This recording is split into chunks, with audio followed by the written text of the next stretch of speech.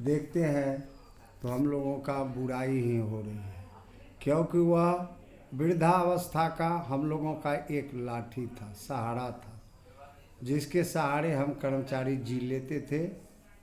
लेकिन यह जो एनपीएस आया है, ये एनपीएस तो एक ऐसा स्कीम है जिसमें आम जनता भी जो मुर्गा बकरी पालते हैं वह भी एनपीएस खोलाते हैं। तो हम में कर्मचारियों में और उन लोगों में क्या फ़र्क रह गया?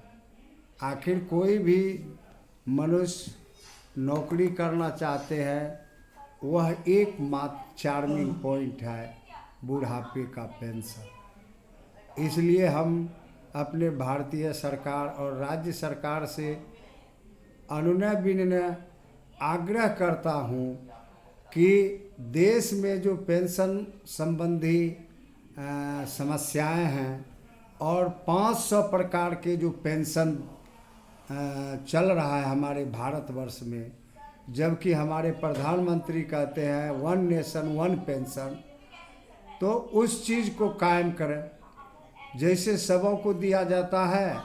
और एमपी एमएलए मिनिस्टर लोगों को, केंद्रीय कर्मचारियों को, डिफेंस के आदमियों को, ठीक उसी प्रकार सबों के बारे में सरकार अच्छी सोच लाए, जिससे देश का भी कल्याण हो और बुढ़ापे का जो सहारा है वह अच्छी नाम हो जाए।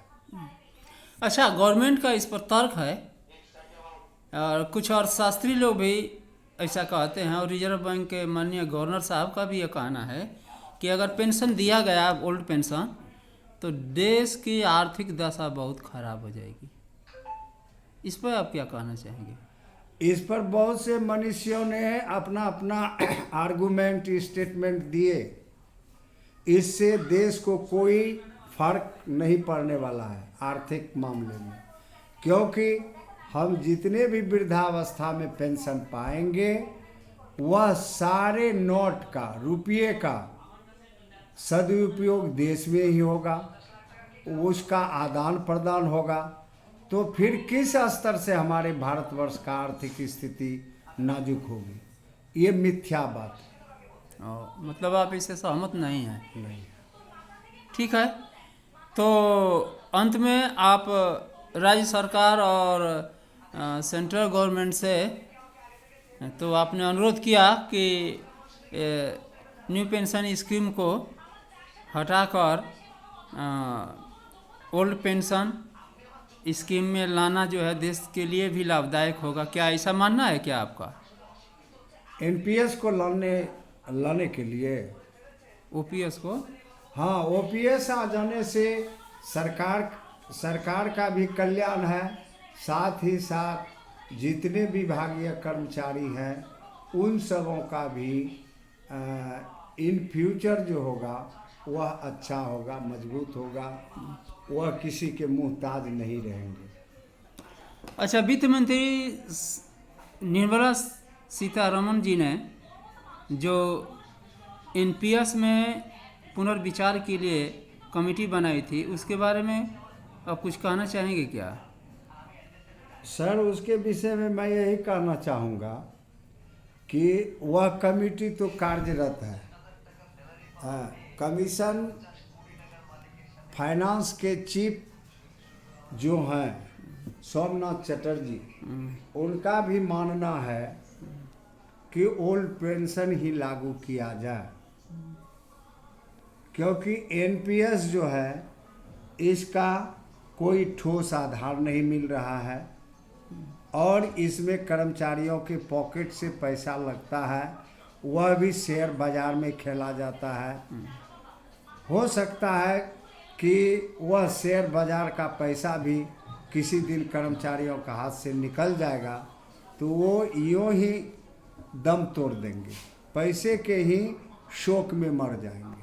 अच्छा, आपके डिपार्टमेंट से, आपके संस्था से कोई टीचर अभी तक रिटायर हुआ है क्या? उसका क्या स्थिति है? हाँ, हमारे विद्यालय से हमारे सहपाठी, हमारे पूर्व प्रधानाध्यापक रिटायर हुए। हमारे सहपाठी श्रीमती ज्योति बरुआ जी रिटायर की है 2021 में अगस्त महीने में, और उन्होंने सब चीज़ पा लिया जो गवर्नमेंट का सुविधा था एनपीएस के माध्यम से, लेकिन सब चीज़ पाने के बाद कुछ नहीं हाथ लगा। जो जीवन का कमाई था वह ग्रेच्युटी के बराबर भी उनको नसीब नहीं हुआ। दूसरी बात, उनका जो एनपीएस के माध्यम से पेंशन फिक्स हुआ, वर्तमान समय में क्या कोई बुद्धिजीवी या हमारी सरकार इस बात का प्रमाण दे सकते हैं कि 1900 और 2000 में जिंदगी दिन रात का जीवन कट जाएगा कर्मचारी का, और हमारे सहपाठी को 1930 रुपया का पेंशन मिल रहा है? ये कितना बड़ा अन्याय है। ठीक है, धन्यवाद आपका ये इंटरव्यू देने के लिए, और मैं आशा करता हूँ कि गवर्नमेंट के पास आपकी ये बात जाएगी, और गवर्नमेंट तो इस पर विचार जरूर कर रही है। आने वाले समय में क्या इसका रिजल्ट होगा वो देखना है।